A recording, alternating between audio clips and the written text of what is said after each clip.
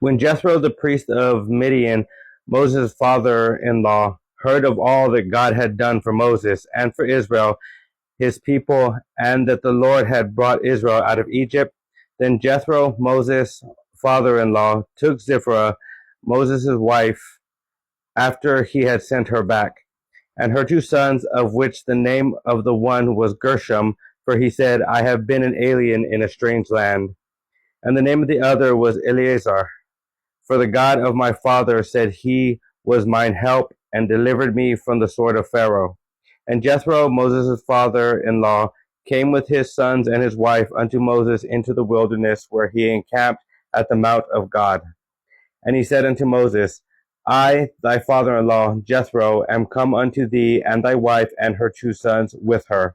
And Moses went out to meet his father-in-law, and did obeisance, and kissed him. And they asked each other of their welfare, and they came into the tent.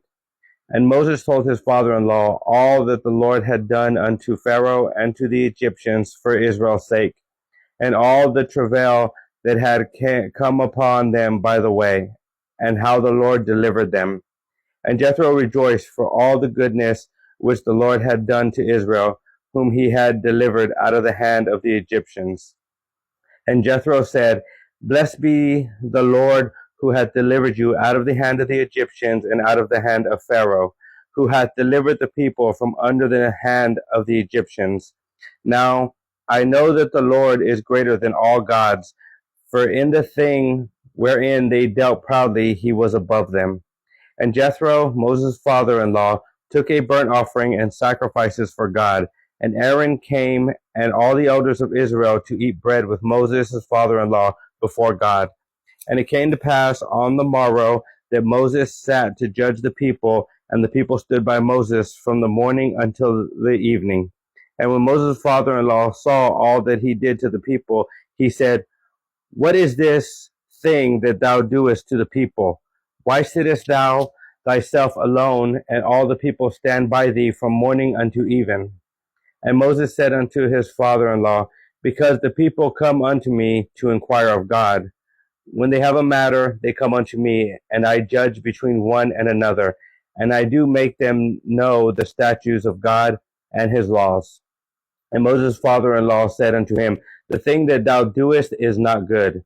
Thou wilt surely wear away both thou and this people that is with thee, for this thing is too heavy for thee. Thou art not able to perform it thyself alone. Hearken now unto my voice. I will give thee counsel, and God shall be with thee. Be thou for the people to Godward, that thou mayest bring the causes unto God. And thou shalt teach them ordinances and laws, and shalt shew them the way wherein they must walk, and the work that they must do. Moreover, thou shalt provide out of all the people able men, such as fear God, men of truth, hating covetousness, and place such over them to be rulers over thousands, and rulers over hundreds, rulers of fifties, and rulers of tens. And let them judge the people at all seasons. And it shall be that every great matter they shall bring unto thee, but every small matter they shall judge. So judge it to be easier for thyself, and they shall bear the burden with thee. If thou shalt do this thing, and God command thee so, then thou shalt be able to endure, and all this people shall also go to their place in peace. So Moses hearkened to the voice of his father-in-law, and did all that he had said. And Moses chose able men out of all Israel, and made them heads over the people, rulers of thousands, rulers of hundreds, rulers of fifties, and rulers of tens. And they judged the people at all seasons. The hard causes they brought unto Moses, but every small matter they judged themselves. And Moses let his father-in-law depart, and he went his way into his own land.